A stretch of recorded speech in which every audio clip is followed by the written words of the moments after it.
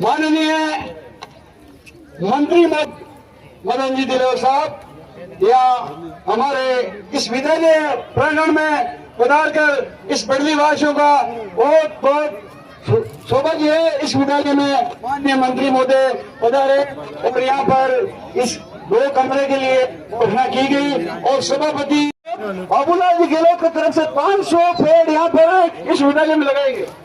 बाबूलाल जी को बहुत बहुत धन्यवाद। 500 पेड़ लगाएंगे, लेकिन छुपा छुपा कर क्यों दे रहे थे? और क्या पता चले? पत्रकार कहेंगे जी 2 किलो सोना दिया उनको, तो फिर क्या होगा? आधा कर लेंगे, आधा कर लेंगे। जैसा बच्चे ने पढ़ाई की है उसके हिसाब से नंबर आ पाएंगे। मित्रों, आपने ये भी देखा हुआ पेपर आउट हो जाते हैं, बच्चों को कितनी परेशानी होती होगी। साल भर थोड़ी मेहनत के साथ पढ़ता है और पेपर आउट हो गया, और जो 10 दिन से तेज गति से तैयारी कर रहा था वो उसकी धूल हो गई, क्योंकि अब पेपर बाद में होगा। नुकसान तो होता ही है, लेकिन बच्चे को मन को भी बहुत धक्का लगता है। तो अब जो पेपर बनेंगे आगे से, वो एक ही बने हुए का पेपर नहीं आएगा। हम 3-4 खंडों में पेपर बनाएंगे, फिर उनको असेंबल करेंगे ताकि आउट भी हो जाए। तो 10-20% ही आउट हो सकता है, पूरा पेपर कोई आउट नहीं कर सकता। ये नई व्यवस्था करने जा रहे हैं, आज तक नहीं, ये नई व्यवस्था करने जा रहे हैं। क्योंकि क्या है कि जब हमारा जो पाठ्यक्रम होता है तो उसमें सुनिश्चित होता है कि ये जो ये पाठ्यक्रम है इसमें से 10 नंबर के 10 नंबर के सवाल देने हैं या प्रश्न देने हैं, इसमें से 10 नंबर के देने हैं।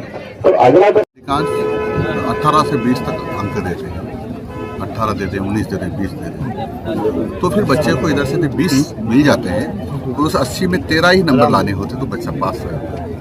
और जो 80 में से 13 नंबर लाएगा बच्चा, वो पास तो रिकॉर्ड पर तो हो जाएगा, लेकिन उसको हम शिक्षित नहीं बोल सकते, अच्छा नहीं बोल सकते। देखिए सरकार का नियम है, इसलिए उनको पास करना पड़ता है।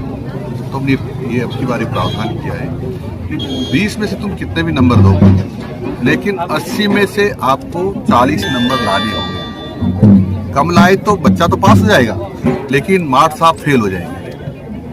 और ऐसे मार्क्स साहबों के लिए मेरे पास बहुत अच्छी अच्छी जगह है। उधर हमारे 12 जिले में भी, नागौर में साहब तो 12 जिले में ले जाएगी, गंगानगर में होगा तो बांसवाड़ा ले जाएगी, और बांसवाड़ा में हो जाएगा तो गंगानगर रख देगी। अच्छी अच्छी जगह हमारी है, और इसके कारण से शिक्षक अब पहले की अपेक्षा पढ़ाई अच्छी करने लगे हैं। और क्योंकि शिक्षक बहुत अच्छा पढ़ा रहे हैं, तो मेरी अपेक्षा है कि अब ऐसी नौबत नहीं आएगी कि किसी अध्यापक के खिलाफ आपको एक्शन लेना पड़े।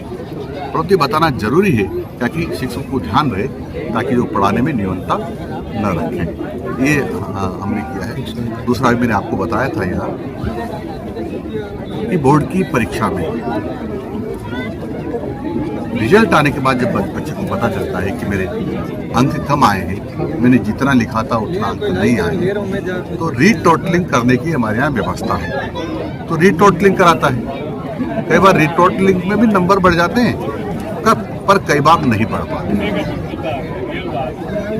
तो हमने देखा कि बच्चा जब कॉन्फिडेंस ये कर रहा है कि उसको कम नंबर मिले हैं, तो इसका मतलब रीचेकिंग भी होना चाहिए। उस प्रश्न में जो उसने लिखा, प्रश्न का जवाब लिखा है, उन्होंने सही लिखने के बाद, पूरा लिखने के बाद भी कम नंबर कैसे आए। यदि ऐसा होगा तो जो जितने नंबर उसको मिलने चाहिए वो नंबर मिल के फिर रीटोटलिंग होगी और फिर पढ़ सकता है।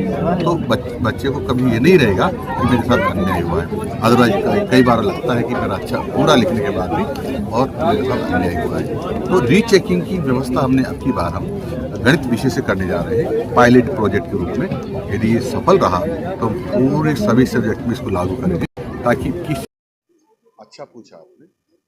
मित्रों, कांग्रेस ने 5 साल से कोई प्रमोशन नहीं किया, क्योंकि प्रमोशन से कई सारे पद भरे जाते हैं और इसके कारण से कई सारे पद खाली थे।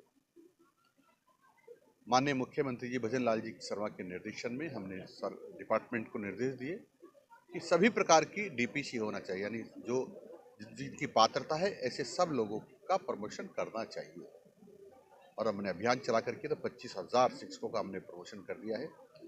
3rd ग्रेड से 2nd ग्रेड जो होने उनकी बाकी है, कुछ कोर्ट में कुछ मामला है, कोर्ट में भी हमारी बात को अच्छी तरह से रख रहे हैं। मुझे लगता है कि 10-15 दिन को रास्ता निकल जाएगा और 25,000 के आसपास वो प्रमोशन हमारे हो जाएंगे। इसलिए एक साल में हम 50,000 प्रमोशन करने में सफल रहेंगे तो बहुत सारे पद भर जाएंगे। उसके अतिरिक्त हमने 12,000 पदों की वैकेंसी निकाली और भर गए हैं।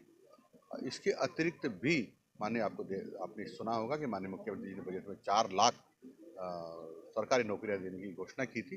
उसमें से मेरा अनुमान है कि 50% के आसपास शिक्षक हमको मिलने वाले हैं, तो उसके बाद सारे पद भर जाएंगे। इसलिए किसी भी विद्यालय को पदों के कारण से महरूम नहीं रहना पड़ेगा। शिक्षा विभाग में और क्या नवाचार देखने को मिलेगा आगे?